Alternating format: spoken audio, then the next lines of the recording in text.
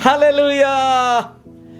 अद्भुत परमेश्वर, अद्भुत दया, अद्भुत कार्य और उसके दिया हुआ अद्भुत समय।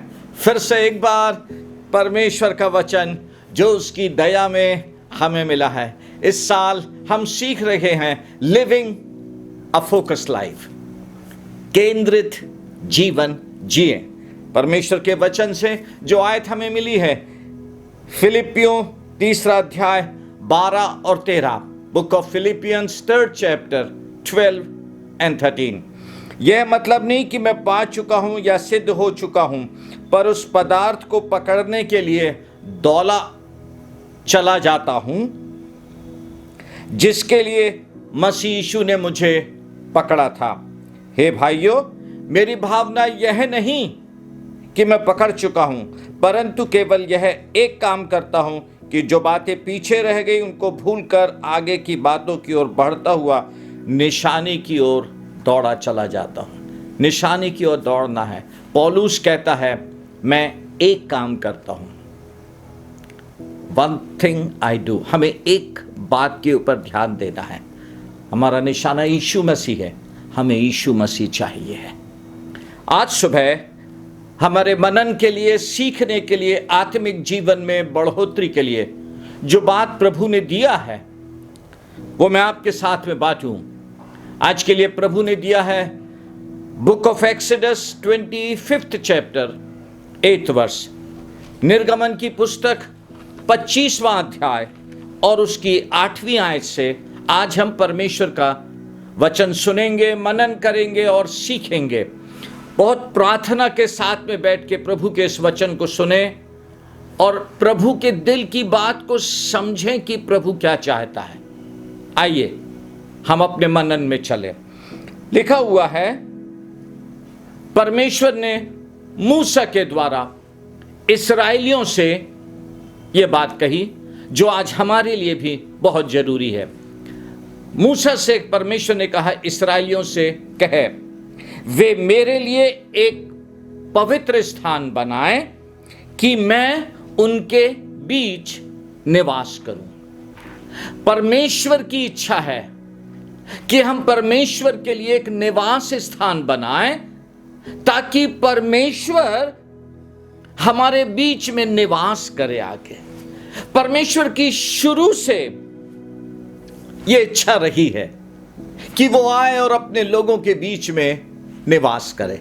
लेकिन यदि आप नए नियम को देखें तो बाइबल हमको बताती है, पहला कुरिन्थियों उसका 6वां अध्याय 19वीं और 20वीं आयत में, 1 Corinthians 6th chapter 19-20, don't you realize that your body is the temple of the Holy Spirit who lives in you?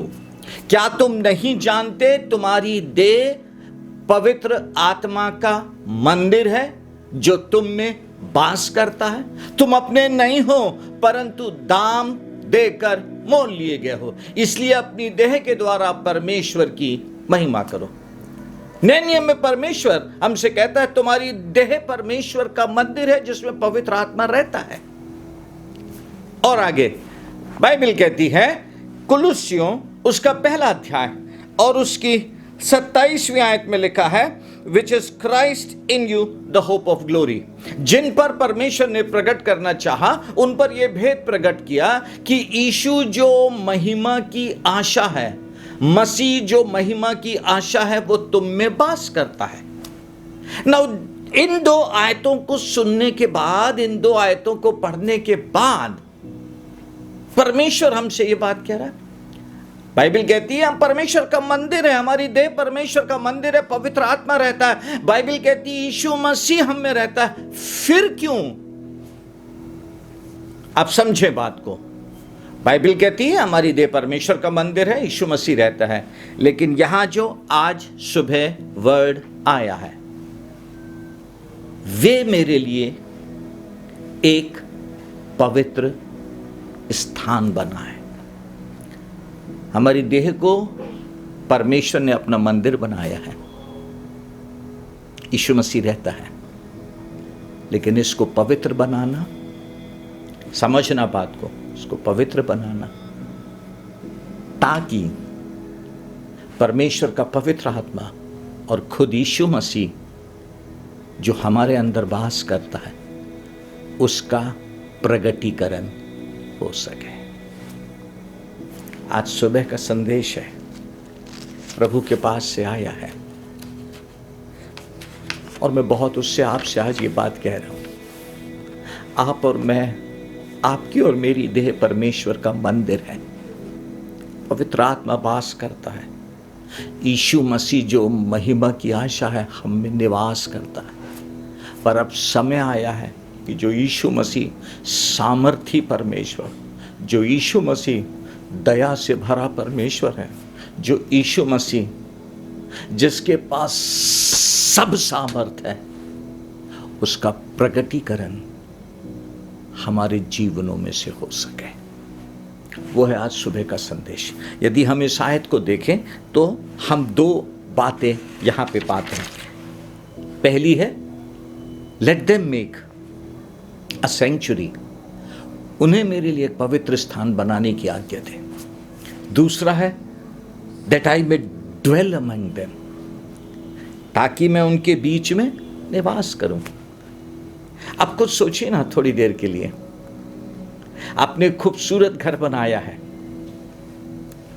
आप उसमें रहते हैं, लेकिन उस खूबसूरत घर में आपके पास पर्याप्त जगह है जिसमें एक विशेष व्यक्ति आप मेहमान बनकर आए। और जो व्यक्ति विशेष है, मेहमान बन के आ रहा है, आप उसको छिपा के तो नहीं रखोगे ना।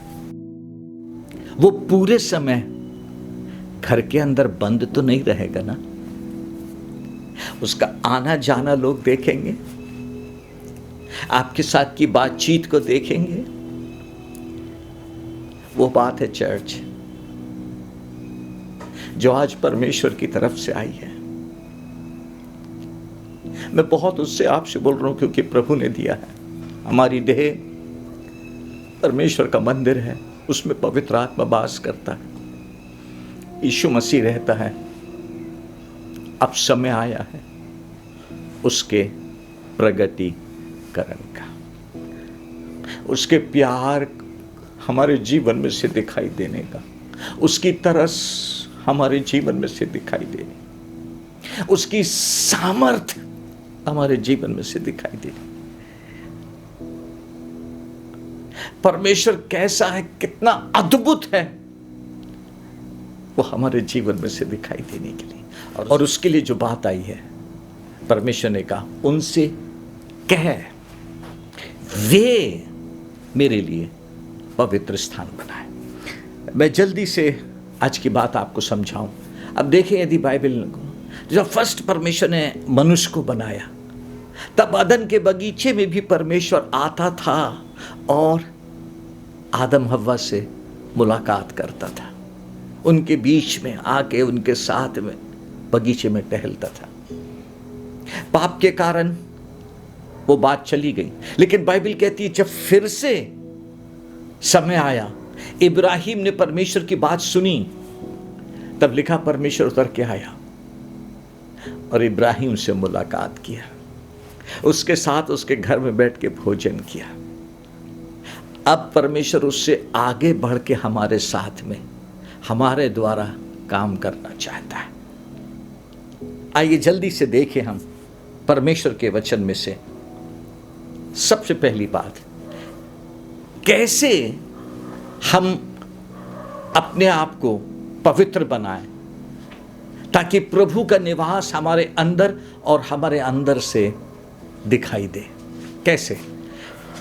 बाइबल में से जो उदाहरण है वो ऐसा उदाहरण है जब फर्स्ट टाइम परमेश्वर का निवास स्थान लोगों के बीच में देखा गया। बाइबल हमको बताती है पहले उदाहरण में,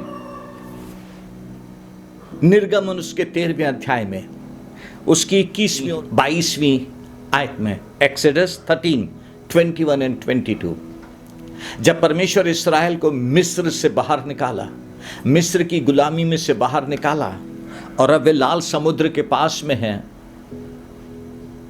और लाल समुद्र पार करके मरुस्थल जंगल में जाएंगे। उसके थोड़ा सा पहले लाल समुद्र के इस पार परमेश्वर आग का खंभा बन के आया, उनके ऊपर बादल का साया बन के आया। और फिर जब वे लाल समुद्र पार करके जंगल में अपनी यात्रा शुरू किए प्रतिज्ञा के देश में जाने के लिए, तब बाइबल कहती है परमेश्वर उनके साथ बीच में रहता था।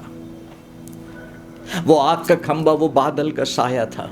लिखा है जब जब बादल उठता तब तब इस्राएल प्रस्थान करता, जब जब बादल ठहर जाता तब तब इस्राएल रुक जाता। परमेश्वर का डेरा उनके बीच में था, परमेश्वर का डेरा उनके बीच में था। परमेश्वर जो कहता, जैसा कहता, इस्राएल उस प्रकार से काम करता। लेकिन ये परमेश्वर का डेरा कब आया उनके बीच में? अब समझे बात को।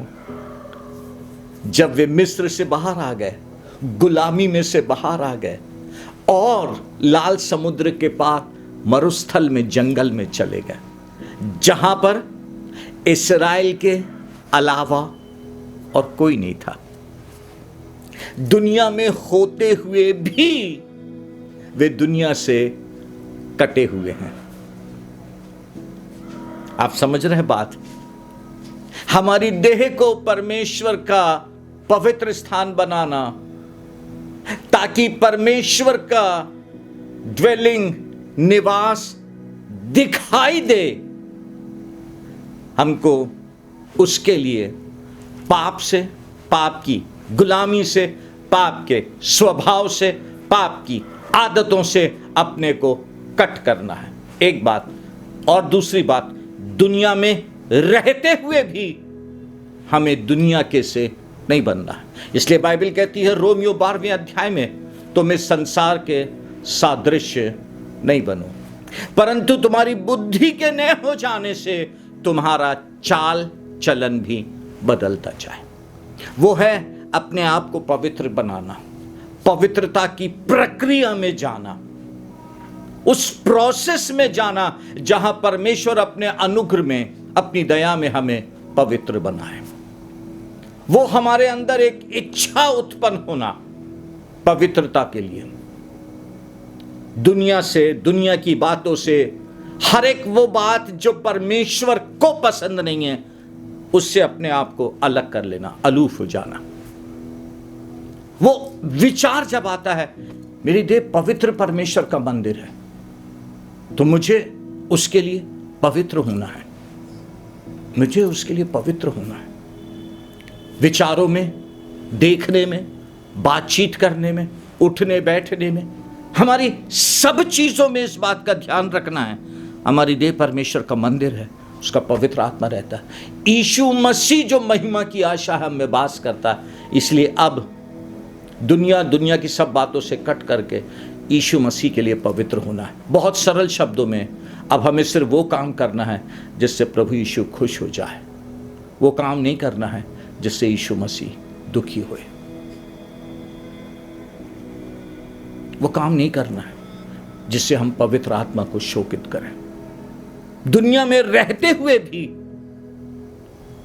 हम दुनिया के से ना हो। आप देखें इस्राएल का जंगल में है, जंगल में पहुंचने से पहले परमेश्वर ने उन्हें सब आशीष दी। मिस्र में मिस्रियों ने सोना, चांदी, गहने, वस्त्र सब कुछ दिया और बड़ी धन संपत्ति के साथ वे मिस्र से निकल के लाल समुद्र पार करके अब प्रतिज्ञा की देश की तरफ जा रहे हैं और जंगल में हैं।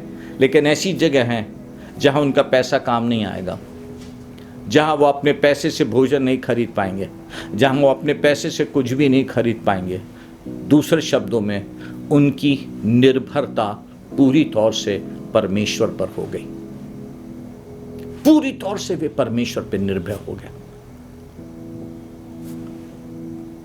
Total dependency on the Lord, वो है बात जो हमें पवित्रता की तरफ बढ़ाती है, पवित्रता में विकसित करती है, जब हमारी टोटल डिपेंडेंसी यीशु मसीह पर हो जाती है। एक और उदाहरण से मैं आज सुबह की बात आपको समझाऊं। हम सब जानते हैं उस उदाहरण को, बहुत अच्छे से हमें मालूम है।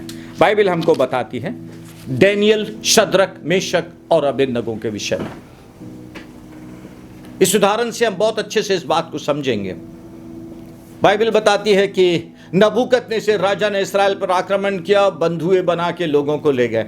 उस बंधुआई में डैनियल भी है, शद्रक, मेशक, अबेदनगो भी है और भी बहुत सारे लोग हैं। और जब वे वहां बाबुल पहुंचाए गए और फिर वहां पे राजा ने अपने खोजों के प्रधान अश्पनज को आज्ञा दी कि इस्राएली राजपुत्रों और प्रतिष्ठित पुरुषों में से ऐसे कई जवान को ला जो मेरे राज्य में रहें, मेरे राज्य की शिक्षा उनको दी जाए।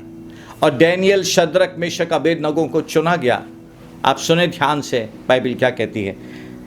डैनियल 1 चैप्टर 8 वर्स, दानियल 1 अध्याय 8वीं आयत में लिखा है, परंतु डैनियल ने अपने मन में ठान लिया कि वह राजा का भोजन खाकर और उसके पीने का दाख मधु पीकर अपवित्र ना होए। ठान लिया दाऊद और उसके तीनों साथियों ने, चारों ने ठान लिया। चर्च वो है, हमको अपना मन बनाना है। परमेश्वर ने तो अपना मन बनाया और उसमें अपने इकलौते बेटे को हमारे लिए भेजा। यीशु मसीह जब आया, बोला मैं आ गया हूं ताकि तेरी इच्छा पूरी करूं। पूरी पवित्रता में, निर्दोषता में यीशु मसीह ने हमारे लिए कीमत चुकाई।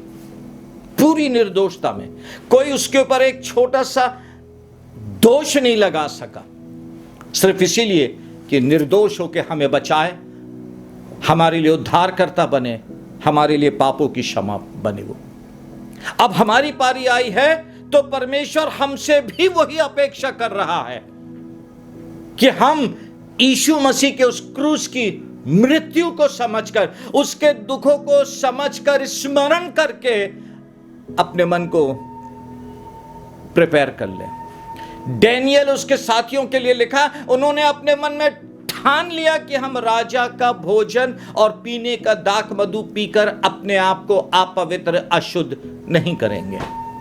आपके और हमारे जीवन में बहुत से ऐसे अवसर आते हैं जब परमेश्वर हमारे मन की इच्छा को देखना चाहता है, हमारे डिसीजंस को देखना चाहता है, हमारी स्टैंडिंग को देखना चाहता है। हम यीशु मसीह के लिए क्या निर्णय लेंगे,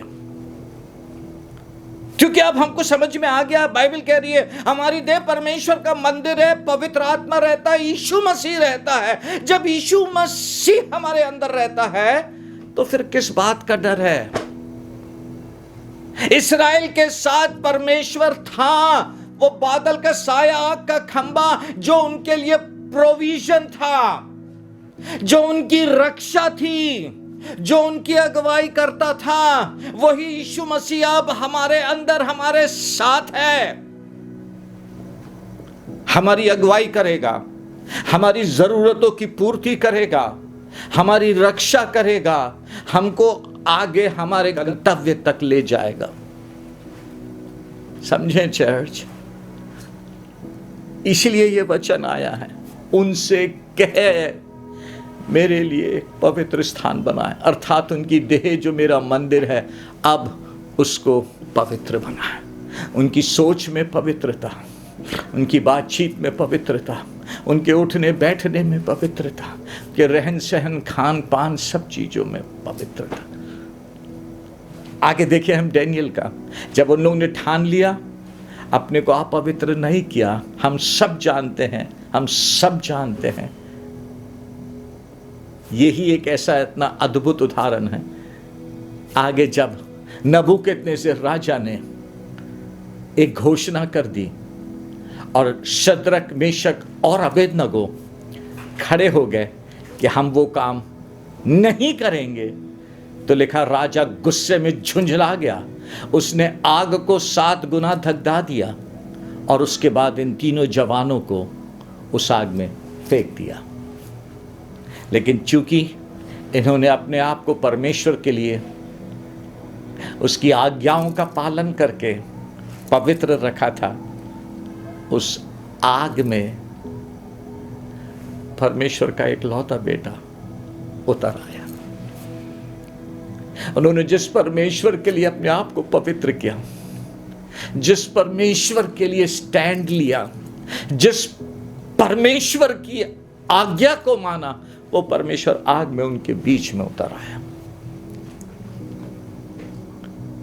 डैनियल जब परमेश्वर के लिए स्टैंड लिया, और लिखा है अपनी रीति के अनुसार दिन में 3 बार प्रार्थना करते रहा। लोगों ने झूठा दोष लगा के उसको भी सिंहों के मान में फेंकवा दिया, लेकिन परमेश्वर अपनी सामर्थ में सिंहों की मांद में उतर आया डैनियल को बचाने के लिए। आपके और मेरे लिए बात आई है, हम अपने आप को परमेश्वर के उपस्थिति के प्रगटीकरण के लिए पवित्र बनाए,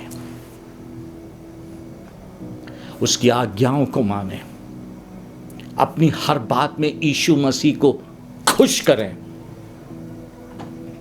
लोगों से नहीं डरें, लोगों के बहकावे में नहीं जाएं, लोगों की बातों में नहीं जाएं, यीशु मसीह को खुश करें। आज हमारे लिए समय है यीशु मसीह की आज्ञाओं को मानना, यीशु मसीह को खुश करना, ताकि कल जब विपरीत परिस्थिति आए, शद्रक मेशक अबेदनगो के समान जब वे आग में थे, परमेश्वर उतर आया, आग में उनके साथ चला, हमारे साथ भी यीशु मसीह चलेगा। हमारी विपरीत परिस्थिति में वो हमारे साथ खड़ा होएगा। Hallelujah, come on, hallelujah. सिंहों की मान में डाल दिया, कोई बात नहीं, परमेश्वर है, उसकी उपस्थिति का प्रगटीकरण होएगा। एक बात और, एक उदाहरण से हम और देखें जल्दी से, फिर हम दूसरे हिस्से में चलेंगे। बहुत आशीष में है। प्रभु का वचन कहता है, ये बात भविष्य की है, लेकिन कितना सटीक अभी वर्तमान में बैठती है। मैंने आपसे कहा जो बात मैं पढ़ने जा रहा हूं भविष्य की है, लेकिन वर्तमान में कितना सटीक बैठती है।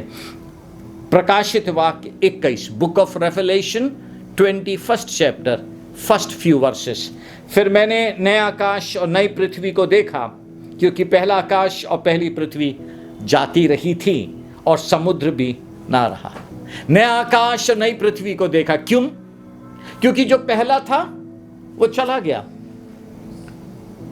पहला आकाश, पहली पृथ्वी, समुद्र चला गया। नया आकाश, नई पृथ्वी, ध्यान से सुने।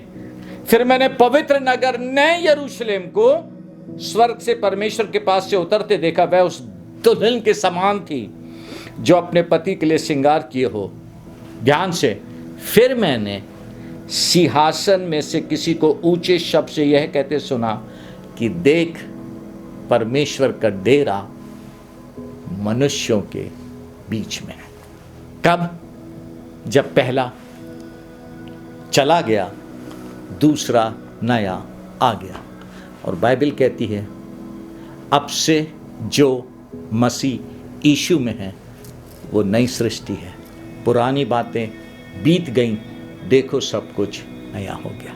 वो बात है चर्च जो आज प्रभु चाहता है। जब हम यीशु मसीह के हो गए हैं, उसको अपने जीवन का प्रभु और स्वामी स्वीकार कर लिया, तब परमेश्वर चाहता है हमारी पुरानी बातें, पुराने तरीके, पुराने वेज, पुराने दुनिया के तरीके सब चले जाएं, और अब हमारी निर्भरता, डिपेंडेंसी पूरा यीशु मसीह पर, यीशु मसीह को खुश करने के लिए। तब स्वर्ग से, सिंहासन से आवाज आती है, देख, परमेश्वर का डेरा मनुष्यों के बीच में। परमेश्वर आपके घर में आके निवास करेगा, परमेश्वर आपके जीवन में आके निवास करेगा। उसकी उपस्थिति का प्रगटीकरण आपके अंदर से दिखाई देगा। उसकी उपस्थिति का एहसास आपके साथ के लोग करेंगे, बोलेंगे ये व्यक्ति डिफरेंट है, इसके साथ में इसका परमेश्वर रहता है, ईश्वरीय शक्ति इसके साथ में, परमेश्वर इसका प्रभु यीशु मसीह इसके साथ में है। लेकिन उसके लिए शर्त है, इस्राएल को भी लाल समुद्र पार करके जंगल में अकेले परमेश्वर के साथ रहना पड़ा। दूसरे शब्दों में, दुनिया में रह के भी दुनिया से कट होना पड़ा। डैनियल, शद्रक, मेशक, अबेदनगो के समान ठान लेना है, हम दुनिया की इन बातों से अपने आप को अशुद्ध नहीं करेंगे। और जैसा रेवलेशन में लिखा है, मैंने नया आकाश और नई पृथ्वी को आते देखा। हमारे जीवन में सब बातों को नया होना है। आइए जल्दी से आज की आखिरी बातों को देखें हम। बहुत ध्यान से ना प्लीज़, आखिरी की बातें हैं लेकिन बहुत इंपॉर्टेंट बातें हैं जो प्रभु ने दिया। जब मैं ये तैयारी कर रहा था तो मैं पूछने लगा, प्रभु मुझे कुछ और बताएं, कुछ और बोलें मुझसे। आपने क्यों ये वचन भेजा है कि उनसे कहे वे मेरे लिए एक पवित्र स्थान बनाए, मैं उनके बीच में आकर निवास करूंगा। क्यों लोग? 3 चीज जल्दी से आपके साथ में बांटना चाहता हूं। 3 चीज ध्यान से सुने। पहली बात, जब परमेश्वर ने मूसा से कहा इस्राएलियों से कहे, और आज हमसे कह रहा है, तुम्हारे देह परमेश्वर का मंदिर है, उसे पवित्र बनाओ। आप जानते हैं क्यों कहा? पहली बात, निर्गमन 25वां अध्याय 22वीं आयत, बुक ऑफ एक्सोडस 25:22 वर्स सुने। मैं उसके ऊपर रहकर तुझसे मिला करूंगा, मैं उसके ऊपर रह के तुझसे मिला करूंगा। इंग्लिश में लिखा है, I will meet with you there.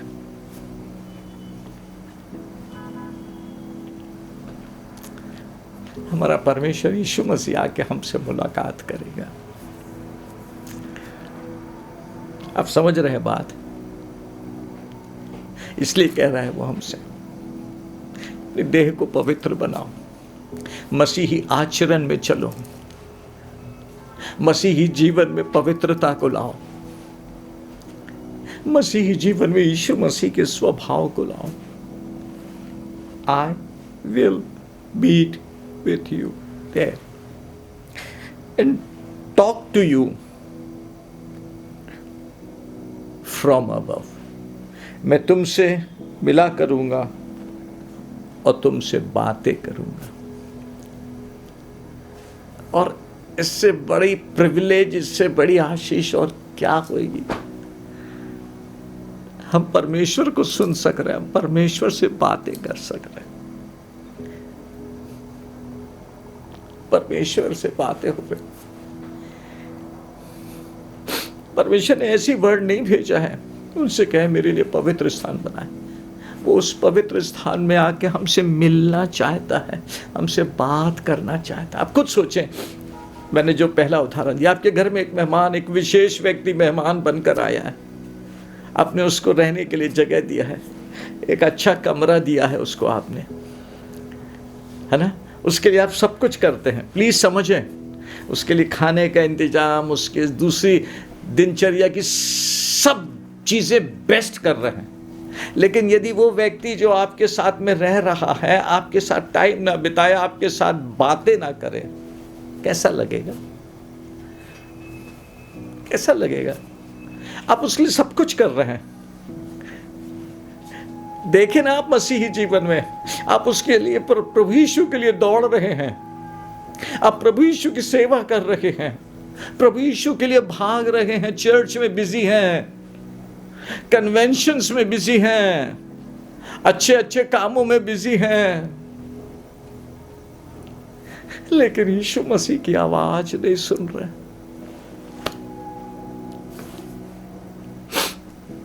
वो बात नहीं कर रहा है, वो बात नहीं कर रहा। समझे चर्च, हमको आज जरूरत है, क्योंकि परमेश्वर अपने इच्छा को हम पर प्रकट कर रहा है। तो एक निवास स्थान है, उसको पवित्र बना, मैं वहां आकर तुझसे मिला करूंगा। और जल्दी से दूसरी बात लिखा है इसी 25वें अध्याय की 22वीं आयत के आगे, हिस्सों में लिखा है, और उसके ऊपर रह के तुझसे मिला करूँगा। इस्राएलियों के लिए जितनी आज्ञाएं मुझको तुझे देनी होंगी, उन सबों के विषय मैं प्रायश्चित के ढकने के ऊपर से और उन करूबों के बीच में से जो साक्षी पत्र के संदूक पर होंगे, तुझसे वार्तालाप किया करूँगा। दूसरे शब्दों में बोलूँ मैं, बाइबल कह रही है इस्राएलियों के लिए आज्ञा दूंगा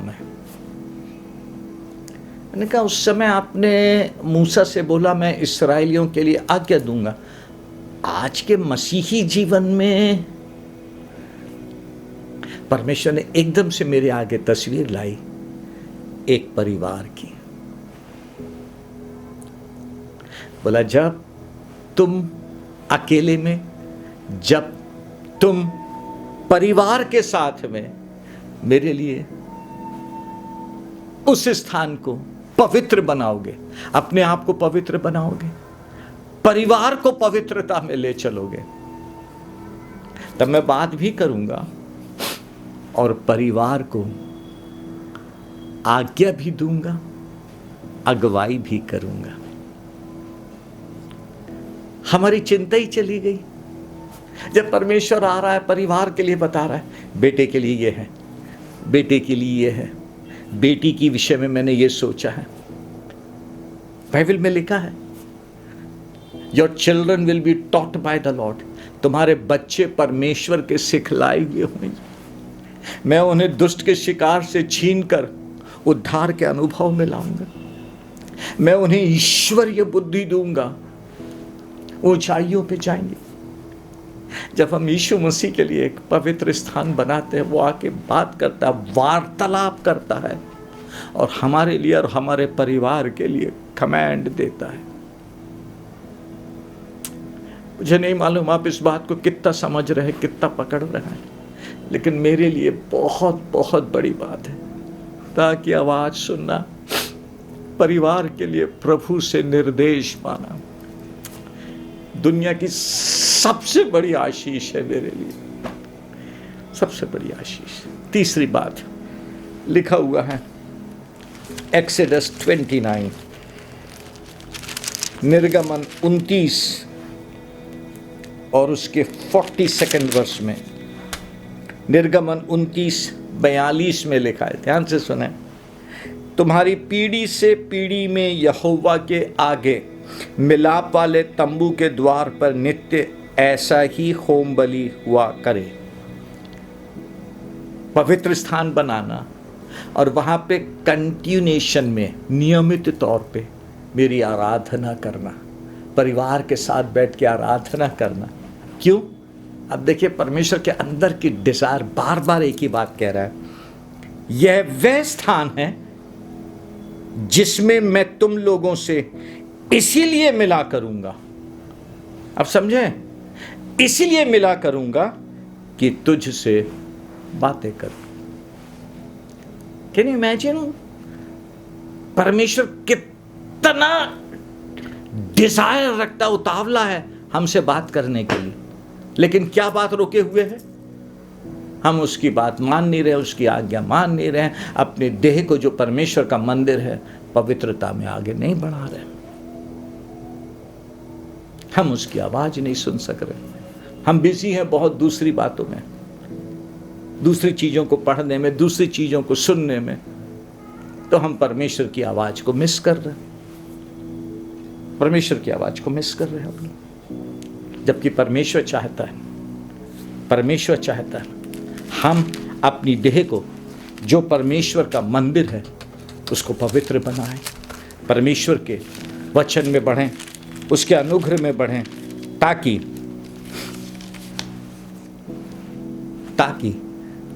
हम उसकी आवाज सुनने वाले बने। सुने, एक आयत प्रभु से मिली थी, मैंने लिख के रखा हूं, आपके लिए पढ़ना चाहता हूं। लेविटिकस 20:26, लेव्यवस्था 20 उसकी 26वीं आयत। सुने, तुम मेरे लिए पवित्र बने रहना, तुम मेरे लिए पवित्र बने रहना, एक निरंतर की प्रक्रिया है। तुम मेरे लिए पवित्र बने रहना, क्योंकि मैं यहोवा स्वयं पवित्र हूं। अब देखिए परमेश्वर बोल रहा है मैं यहोवा स्वयं पवित्र हूं, इसलिए तुम भी मेरे लिए पवित्र रहना। हमको वहां लाके खड़ा कर रहा है। आगे सुने, और मैंने तुमको और देशों के लोगों से इसीलिए अलग किया है कि तुम निरंतर मेरे ही बने रहो। कैसे बोलूं मैं, पॉजेसिव गॉड है वो। हाँ, हम मेरे ही बने रहोगे तुम, बस मेरे बने रहोगे तुम। बहुत सी माताओं को मैंने देखा, अब पॉजेसिव होती है, मेरा बेटा है, मेरी बेटी है, कोई नहीं छुएगा। परमेश्वर बोल रहा है मेरे लिए पवित्र बने रहना, क्योंकि मैं स्वयं पवित्र परमेश्वर हूं। सब लोगों के बीच में से मैंने तुमको अपना बनाए रखने के लिए चुना है। प्लीज चर्च, बहुत गंभीर बात है, बहुत आशीषमय बात है। इट्स टाइम नाउ हम अपने आप को परमेश्वर के आगे नम्र बनाएं, अनुग्रह मिले, उस अनुग्रह में पवित्र आत्मा हमें पवित्र पवित्र पवित्र बनाता जाए। एक आयत और जल्दी से पढ़ेंगे।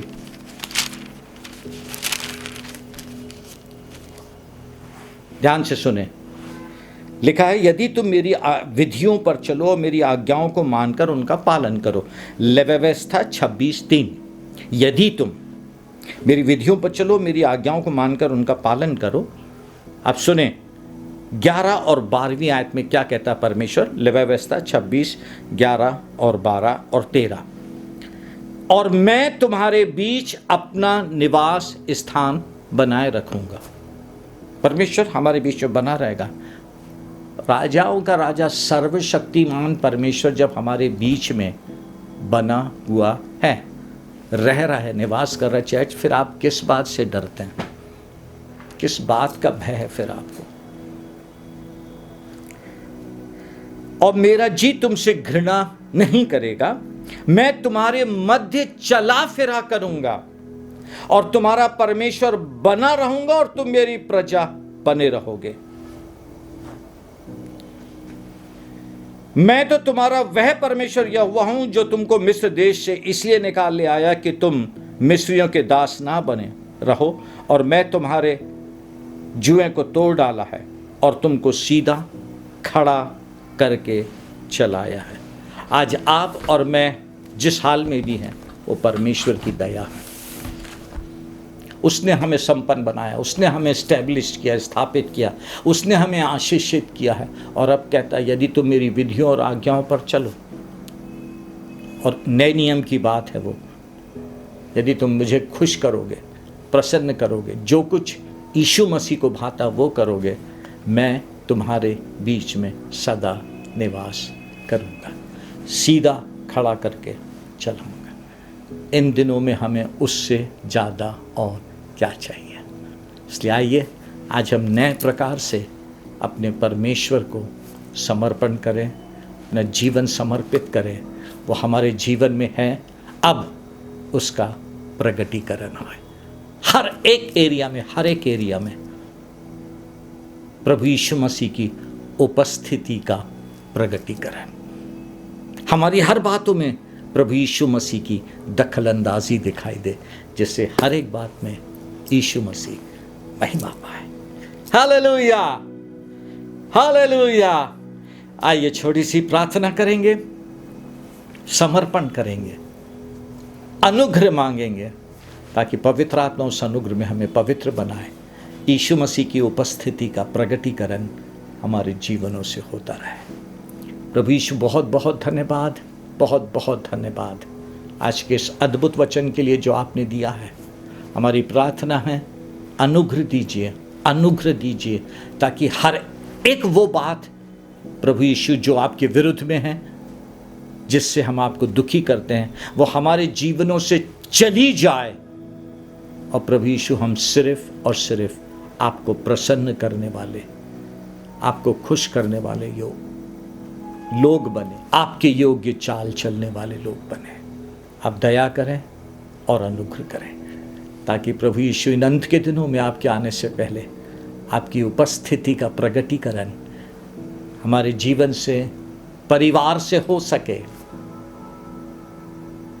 और आपका निवास, आपकी उपस्थिति निरंतर हमारे जीवन और परिवार में दिखाई दे, आपकी दखलंदाजी दिखाई दे, जिससे आप महिमा पाए, आप महिमा पाए। बहुत धन्यवाद, बहुत धन्यवाद। सारी महिमा आपको यीशु मसीह के नाम से, आमीन। Thank you so much, God bless you. आइए आशीष वचन से समाप्त करेंगे हम। प्रभु यीशु मसीह का अनुग्रह, परमेश्वर पिता का प्रेम, पवित्र आत्मा की अटूट संगति और सहभागिता हम में से प्रत्येक के साथ अब से लेकर सदा तक बनी रहे।